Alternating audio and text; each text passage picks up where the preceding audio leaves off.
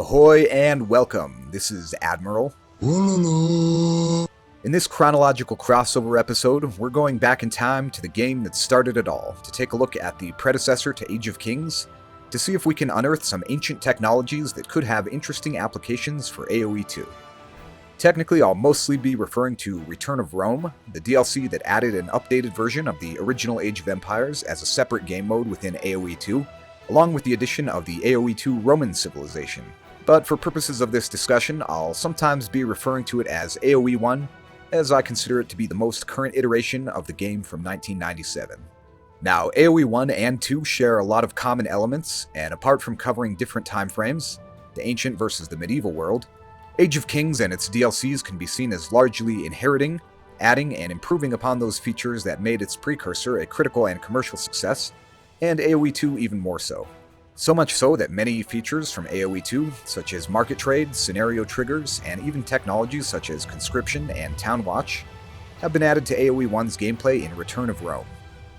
And as we'll see, most of the effects of these technologies already exist in AoE 2, but I find a few of the AoE 1 implementations and combinations significantly more compelling, or at least intriguing enough to ponder whether, even in 2024, the original game might continue to provide at least a bit more inspiration to its successor. Now, some technologies from the original Age of Empires are virtually identical to their descendants, down to the name, such as ballistics. Others are named and priced differently but have the same effect, such as domestication or afterlife, and others fill a similar role but are implemented differently, such as leather armor or nobility.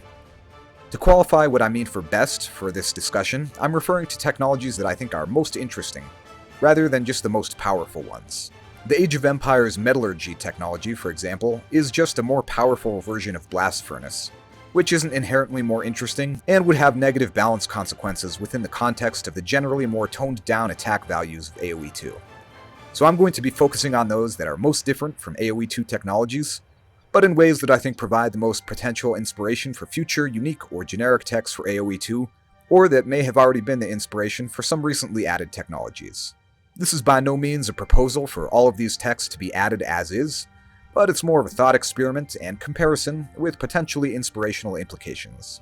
Starting off in number 5 is Zealotry, which you'll recognize as the name of the former AoE 2 Saracen technology, whose effect is now granted for free, and the name of this tech in AoE 1 itself was different in the original version.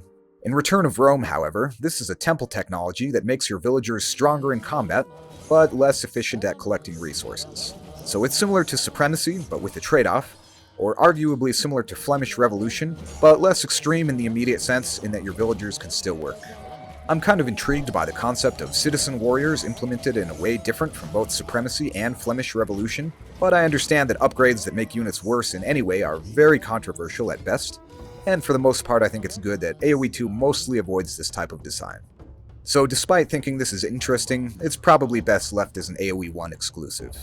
Next up are what I'm calling the combination technologies. This is a group of techs that have an application for both your military and economic units. For example, the AoE 1 woodworking line of technologies provides increased carry capacity and additional range for missile units on top of the faster work rate, which is the only benefit provided by their AoE 2 counterparts. And the AoE 1 siegecraft technology is like a combination of stone shaft mining and sappers, on top of benefiting your slingers. For whatever reason, AoE 2 techs are very specialized, and literally none of them provide both a strong economic boost and a significant upgrade to your military units.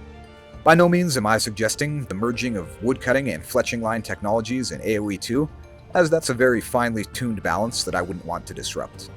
But I enjoy the logic of those AoE 1 technologies that suggest that as your civilization became more efficient with the collection and manufacture of wooden items, it also directly improved the quality of your missile weapons. And in a way, the original Age of Empires version of these techs just feel a little more interesting and complete. So perhaps there's room for a unique tech or two that explicitly benefits both military and economic units. For example, an improved method of metalworking would have obvious and direct benefits for the quality of weapons and armor, as well as superior pickaxes, hammers, farming implements, and other tools with economic uses. Before we get to the top 3, do be sure to like and subscribe if you haven't already. The only honorable mention is the urbanization tech, which wasn't present in the original Age of Empires, but was added to Return of Rome, and doubles the population space provided by each house. I don't think that effect is notable enough by itself to have its own place in AoE 2, but I might consider adding it to the effect of the Mongols' Nomads technology to make it slightly more appealing, if the Mongols were ever in the running for a minor buff.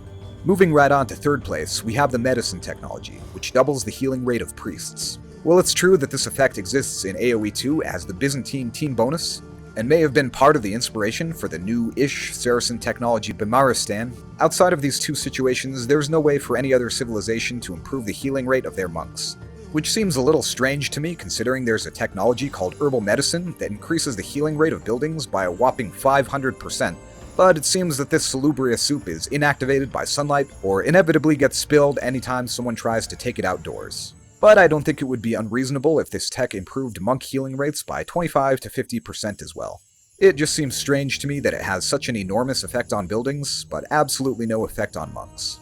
In second place is the logistics technology, which karambitizes all of your barracks units, making them take up only half a population space.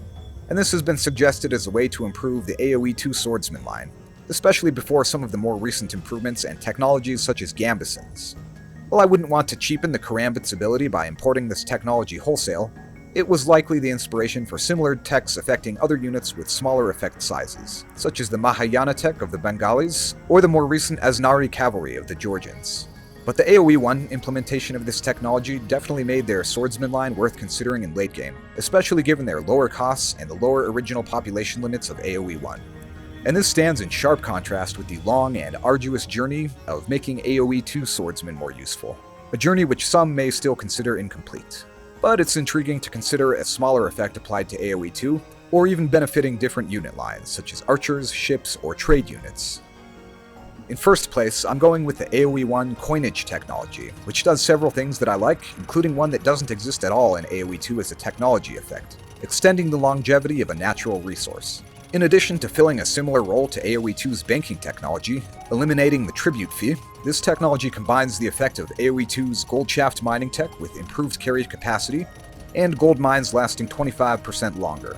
While there's less of a need for such an effect in AoE2 given the presence of gold-generating relics, trade with allied markets, and resource exchange at your own market, none of which were present in the original Age of Empires, I once again love the logic of this technology, especially compared with its limited and lackluster AoE2 namesake.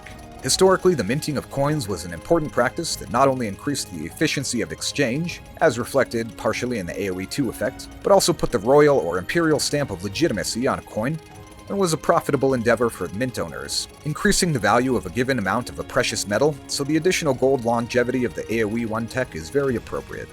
It's always bothered me a wee bit that the AoE2 coinage and banking techs are completely useless in single player, and adding a small improvement to the longevity of gold mines, the work rate of trade units, or even a slight discount to military units is something I find fairly compelling, even if the gameplay impact is very minor. Other ideas I've had for technologies that extend the longevity of natural resources are a forestry technology, which replants a small tree every time one is cut down, or fish hatcheries, which make fish and traps last longer, or even a civilization bonus that improves the longevity of a given resource by the same amount as the gather rate increase provided. Although, as with everything in this discussion, these are far from necessary, but could make appearances in mods or custom scenarios if nothing else. Anyway, this has been my list of AoE1 technologies that I find more intriguing than their AoE2 counterparts, and that may provide inspiration for future technologies if they have not already. As always, I hope you found this interesting. If so, you can like, subscribe, and comment. Till next time.